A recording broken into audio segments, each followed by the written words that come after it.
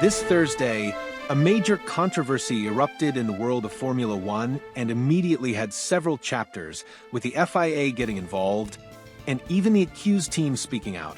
If you are not up to date with this information, subscribe to the channel here so you don't miss any details about the world of Formula One. And now that you are subscribed, let's see what is true in this whole story that promises to give a lot to talk about this race weekend. Well, early on, information emerged that a team on the grid was using an irregular mechanism in its car that discreetly allowed the height of the car to be adjusted during the parc ferme period, a time when changes are not permitted. It is reported that this device was hidden in the driver's cockpit and was accessed by mechanics during the preparation of the car on the starting grid without anyone noticing, leaving the car at a certain height for qualifying and then changing this height for the race, which would bring benefits in terms of performance. Shortly after, it was reported that Red Bull was the team with this irregular device, with the team itself confirming the information and saying that they had already spoken to the FIA about the matter and reached an agreement with them. Well, if this device is irregular, why wasn't Red Bull punished for using it? The answer is quite simple. Even though the device exists and allows for quick adjustments to the car's height, as Red Bull confirmed, it is not prohibited by the regulations.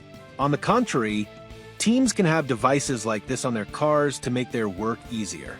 The big problem is that it cannot be used in the so-called parc ferme, which is the period from after qualifying until the start of the race, with the same settings chosen for qualifying being used in the race. And that is exactly what Red Bull claims, saying that they do not use this secret mechanism to violate the parc ferme regulations. It is just a facility that they use at other times to adjust the car more easily. Precisely because of this, and also the lack of evidence to show that Red Bull actually used this mechanism between qualifying and the race, the FIA was left with its hands tied and should not even open an investigation to find out whether or not Red Bull used this device and whether or not it had an illegal advantage. All they can do is check the cars more closely from now on, with new seals being added to the car in order to prevent access to this area during the parc ferme period.